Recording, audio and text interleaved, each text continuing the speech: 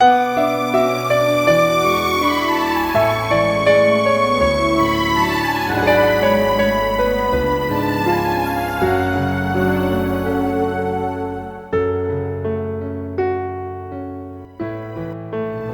noite a todos. Sejam bem-vindos a mais um dos nossos evangelhos do sábado do Grupo de Estudos Espírita Caibar Chuto.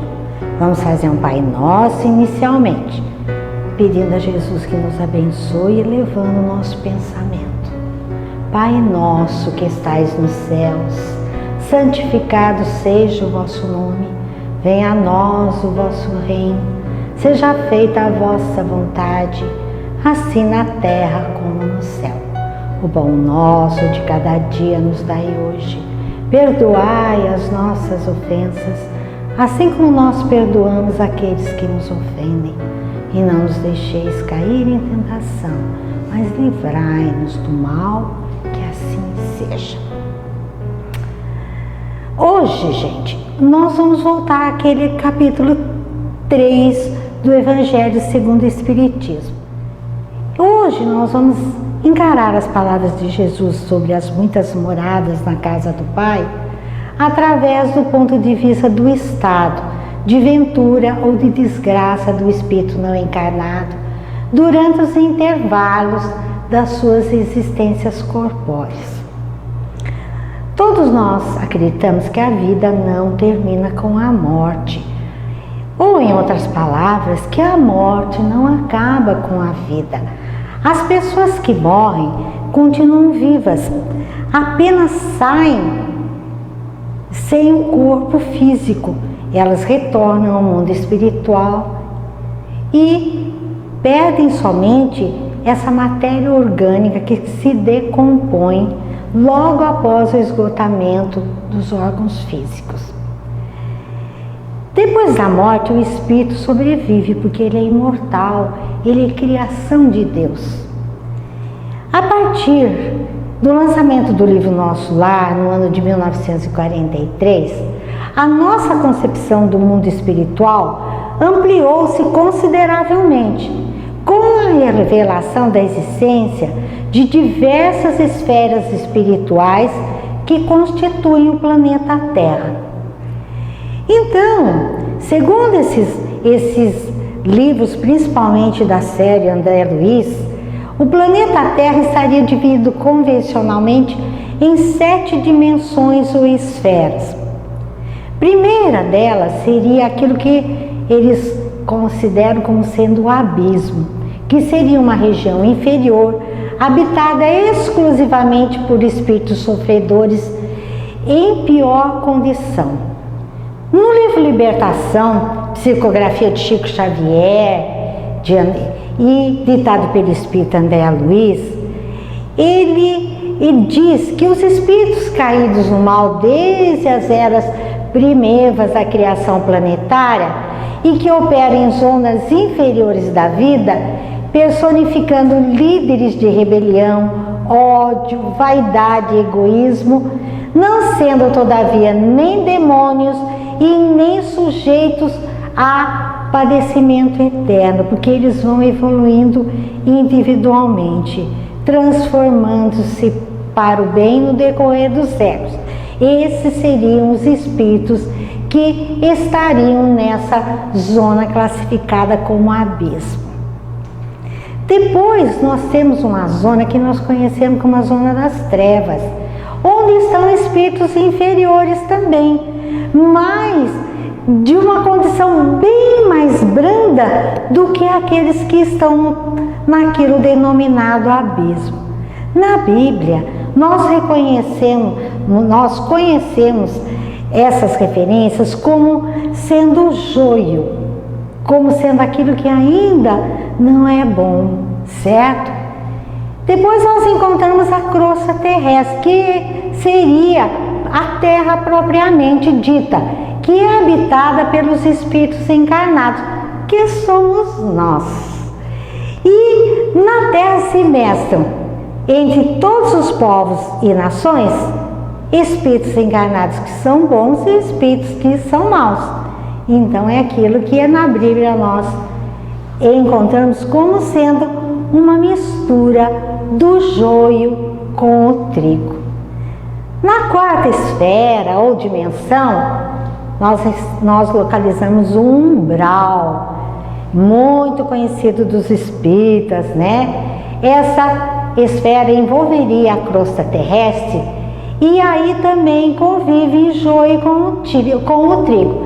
Mas se na Terra todo mundo é misturado, bons e maus, no umbral eles são separados. E isso se dá de uma maneira automática. E eles vivem, esses espíritos que habitam o umbral, vivem em cidades com muralhas e também nós localizamos nesse umbral postos de socorro para atender os espíritos em sofrimento. Na quinta dimensão, nós encontraremos aquilo que poderia ser denominado como arte, cultura e ciência. É uma esfera superior da Terra, onde habitam apenas aqueles espíritos que estejam em processo de finalização depurativa na crosta. No sexto lugar, nós encontramos amor fraterno universal, que é uma esfera reservada aos espíritos que já perderam o contato direto com a crosta terrestre e que aqui raramente eles se apresentam. Finalmente, nós entramos na sétima esfera, que seria diretrizes do planeta. É a região do plano divino, também conhecido como esfera resplandecente, onde nós poderíamos encontrar o Cristo que governa esse planeta. Essas esferas, para a gente entender, é meio complicadinho, sabe? Mas elas se assemelhariam a globos que envolvem uns aos outros, maiores sobre os menores, interpenetrando-se, formando um imenso globo magnético de gradação variada, onde cada individualidade espiritual está vinculada psiquicamente a um determinado plano. E nele vai permanecer até que ele tenha condições morais para se candidatar a esferas superiores àquela em que ele se encontra. Então, enquanto nós estamos encarnados, nós habitamos a crosta terrestre e nela nós encontramos todos os níveis evolutivos. Do ponto de vista moral e intelectual, é uma mistura danada. Então nós dizemos que é como se fosse um cadinho de depuração. E Jesus falava trigo mesclado ao joio. E aí surge uma pergunta, né? Muito comum. Para onde será que a pessoa vai quando ela morre? De acordo com Kardec, no Evangelho segundo o Espiritismo, cada espírito vai deslocar-se após o desencarne para a região espiritual que está em concordância com o seu modo de ser e viver. Enquanto uns não conseguem se afastar do meio em que eles viveram aqui na Terra, outros podem ir e percorrer o espaço. Enquanto certos espíritos, segundo Kardec, culpados erram nas trevas, os felizes gozam de uma luz resplandecente. São palavras do Evangelho segundo o Espiritismo. De forma didática, né, a gente poderia explicar da seguinte maneira: o que pode acontecer com a pessoa quando ela morre? 3 situações. A primeira delas, ela poderia continuar, esse espírito sem corpo físico, logicamente, continuaria vivendo aqui na crosta terrestre. Então, espíritos que são excessivamente apegados à vida física e ou então não conseguem assumir que eles morreram, desencarnaram, como nós dizemos, eles podem continuar vivendo nos locais onde eles se habituaram. E às vezes eles nem se dão conta que eles morreram, que eles não pertencem mais ao mundo material. Isso é muito comum. acontecer. Na mesa mediúnica nós vemos isso de monte. Então são espíritos porque por ignorarem a realidade da vida espiritual, por estarem confusos e até por medo de encarar que aconteceu alguma coisa diferente com eles e que isso daí pode ser aquilo que eles chamam de morte, eles se negam a aceitar o desencarne. Alguns são apegados excessivamente a pessoas e lugares. A pessoa, por exemplo, o espírito é apegado à família, a alguém que ele amou. E às vezes ele é apegado a alguém, né, que ele pode até não gostar tanto. Ou ele é apegado a lugares, ele gosta muito de ir ao banco, por exemplo, ver quanto que ele tem lá guardado. Ele é apegado à casa, às joias, aos livros, às roupas. Tudo isso acontece. Existem espíritos que têm inclinações pelas drogas, pelo álcool, pelo fumo, pela comida, até pelo sexo. Então eles ficam aqui na crosta terrestre porque eles fazem aquilo que a pessoa chama de encostar. Ele encosta do lado do encarnado e quando o encarnado fuma, através do encarnado ele sente a mesma sensação que o encarnado está sentindo. Mesma coisa vale para o álcool, para o fumo, para as drogas. Vocês entendem como é que funciona isso? Existem espíritos que se recusam a deixar a crosta terrestre porque eles têm negócios que não foram concluídos. Restou alguma coisa que eles queriam consertar, que eles queriam arrumar, que eles queriam deixar em ordem e por algum motivo eles não conseguiram. Então eles ficam de alguma maneira ligados àquilo ali. E alguns ficam na Terra por desejo de vingança. Tem alguém que eles odeiam, de quem eles querem se vingar, então eles ficam por aqui mesmo, fica lá na casa da pessoa. É muito comum acontecer isso. Muitas vezes as pessoas nos procuram quando há um desencarne e elas dizem: ai, eu acho que meu pai morreu, mas ele está lá na minha casa porque eu sinto a presença dele ali. E às vezes a gente conversa com a pessoa, com o espírito na mesa mediúnica, e ele toma consciência, ele vê que ele precisa deixar a crosta terrestre para ir para um lugar melhor e ele acaba se afastando. Não, isso não é muito difícil acontecer. Então os bares estão cheios de espíritos, né?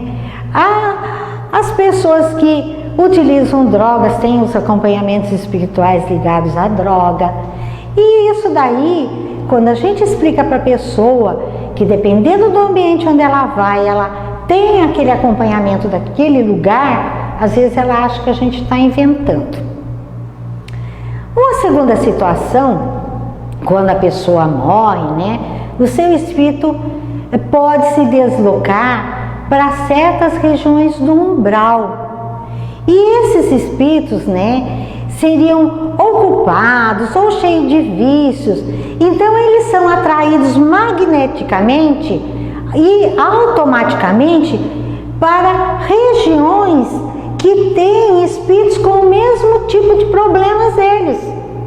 E às vezes eles são levados por entidades do mal para algumas regiões. Vocês lembram do filme Ghost, que tinha aquele cara que aprontava, que estava afim da mocinha, e no final vem aquelas entidades que são representadas como aquelas nuvens negras e carregam para o umbral, para o mundo, para essa região? Então, seria mais ou menos isso.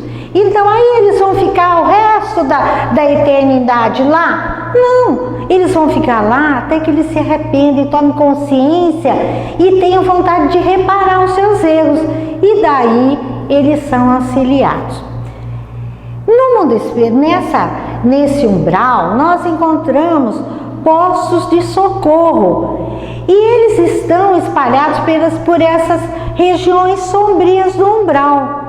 E são lugares de ajuda semelhantes mais ou menos a um complexo hospitalar. E normalmente eles são vinculados a uma colônia espiritual superior.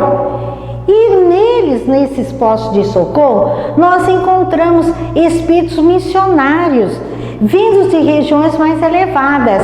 E eles trabalham na ajuda aos espíritos que vivem nas cidades e regiões do umbral e que estão precisando de tratamento e orientação. Então, qualquer espírito vai poder ser ajudado. Para isso, ele tem que estar preparado para ser ajudado.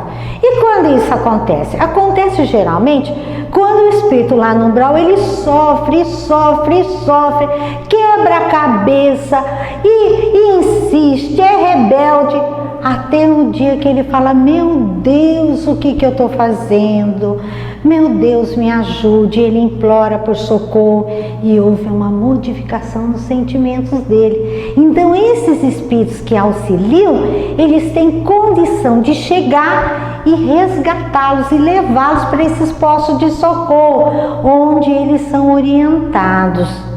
Quando ele consegue despertar para essa necessidade de melhorar, crescer, e evoluir, aí ele é levado para uma colônia espiritual, onde ele vai ser tratado e vai passar o seu tempo estudando e realizando tarefas úteis para o seu próximo. Nós estamos agora no canal Viva assistindo novamente a novela Viagem.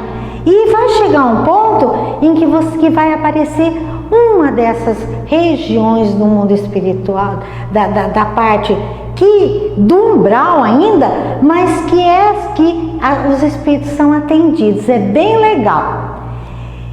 Alguns espíritos são recolhidos diretamente para as colônias espirituais, onde eles vão integrar-se à vida extrafísica, quer dizer, eles vão se acostumar a viver sem o corpo físico, como espíritos.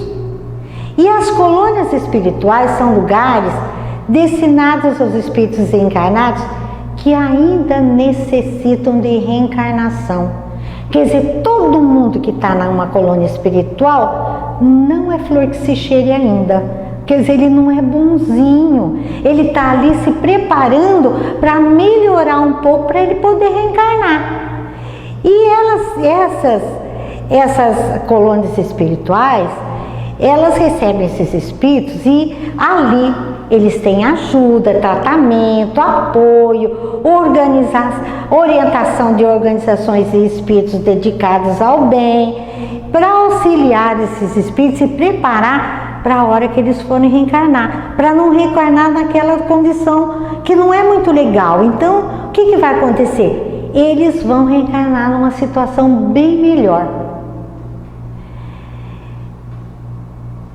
Agora, nós temos que perder essa noção que no plano espiritual existe espaço como existe na Terra. Então, por exemplo, a gente precisa de tratamento médico, vai no hospital.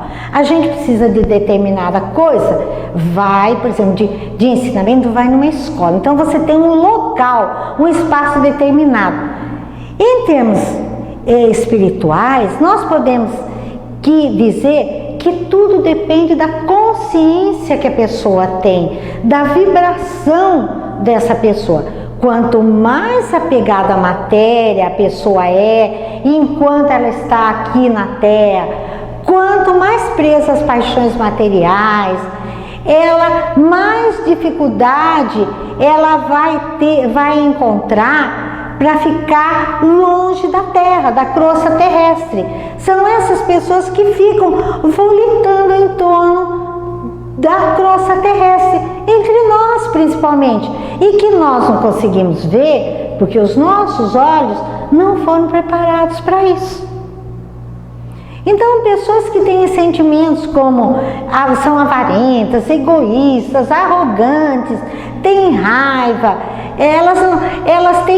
elas são muito mais propensas a ficar por aqui. Enquanto que aquelas que são desprendidas, sinceras, têm bom coração, elas têm muito mais facilidade de ir diretamente para uma colônia espiritual, onde o tratamento vai ser imediato. No nosso cosmos, existem incontáveis níveis de consciência e cada pessoa é atraída para aquilo com o qual ela tem mais afinidade. Da mesma forma, por exemplo, que uma pessoa que bebe é atraída para ir para um bar, um garotão que gosta de festar é atraído para ir para uma balada, né? Um homem da ciência ele é atraído por um laboratório, um artista por um museu. Do mesmo jeito, a alma é atraída para esferas que guardam correspondência com suas vibrações, os seus desejos, as suas aspirações, enfim, as suas afinidades. Então a gente percebe que quando nós desencarnamos, nós não deixamos de ter o amparo do mundo espiritual, ele está lá. Qualquer que seja a nossa evolução, até quando ela é bem pequenina e a pessoa vai para lugares de muito sofrimento, ainda assim existem espíritos, existem benfeitores que fazem como se fosse uma pesquisa, que andam por esses locais de sofrimento para retirar dali aquelas pessoas que estão preparadas para isso. Quantas vezes na nossa mesa mediúnica nós não recebemos avisos de mentores da casa dizendo que semana que vem vocês vão receber, vocês vão retirar de um lugar, do umbral, vocês vão lá conosco para vocês nos ajudarem a trazer para a mesa mediúnica alguém em sofrimento, mas que está pronto para ser auxiliado. Muitas vezes é até parente de alguém que está sentado na mesa em trabalho mediúnico. E daí a gente vai em desdobramento, ajuda a tirar esse espírito dali. Ele vem para a mesa mediúnica e através do nosso corpo físico nós transferimos um pouco da nossa energia vital para que ele se sinta melhor, para que nós possamos conversar com ele e daí ele é encaminhado para aqueles postos de socorro. Deus não desampara ninguém. Então, o medo da morte, ele existe porque nós não conhecemos os mecanismos do mundo espiritual. É muito bonito, não é, gente? Eu adoro trabalhar como médium. Se tirasse isso de mim, eu acho que a maior parte da minha vida seria como se fosse vazia, porque é um universo muito rico em conhecimento. Do mesmo jeito que você conhece as pessoas aqui da Terra que estão encarnadas, você conhece os espíritos que estão desencarnados e que vêm até nós da mesma maneira como nós entramos em contato com os encarnados. Então, gente, era o que eu tinha para passar para vocês hoje, tá? Vamos fazer o nosso passe à distância? Vamos lá, gente! Neste momento, você está na companhia dos mentores e passistas espirituais do Grupo de Estudos Espíritas Caibar Schutel, assim como da equipe médica do Dr. Bezerra de Menezes, para a realização do passe espiritual à distância, restabelecendo o equilíbrio integral de todo o seu ser.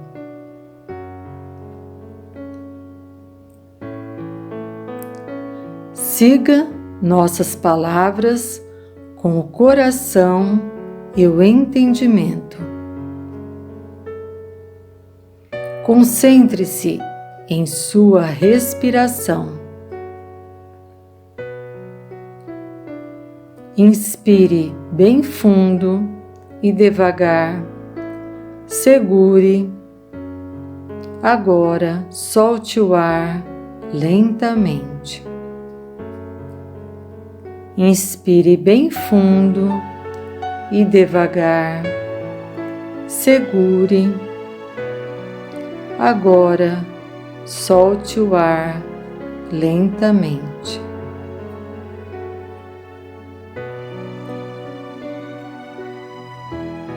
Inspire bem fundo e devagar. Segure. Agora, solte o ar lentamente. Pense em Jesus pedindo o auxílio do Mestre.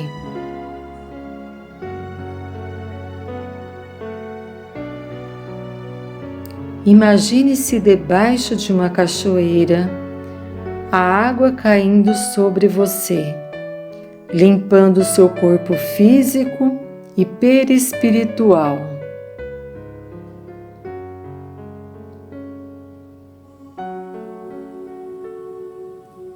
Pense em seu lar e em sua família.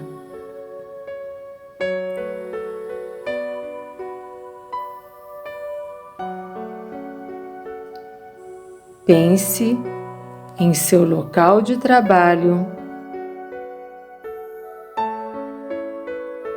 e estudos.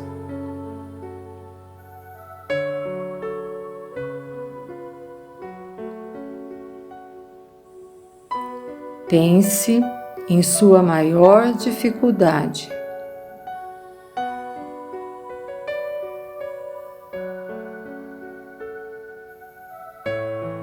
Agora, imagine o sol derramando suas energias, inundando você de saúde, vigor, esperança e paz.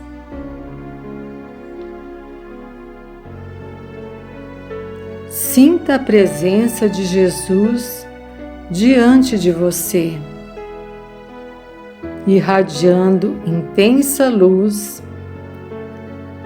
e receba sua amorosa bênção.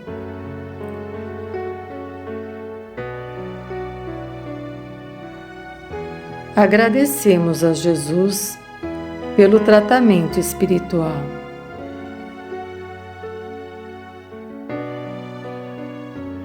Que o Mestre acompanhe a todos. Legal, né? Todo mundo tomou passe, tomou aquela aguinha. Na hora de tomar aguinha, vê se vocês pensam em coisas boas, tá? Olha, se tiver doendo, ai, me ajude nisso. Pode pedir, gente. Pedir não é errado. E vamos, né, ter uma semana bem legal. Muito cuidado com a pandemia. Abração para todo mundo. Beijo. Tchau, tchau.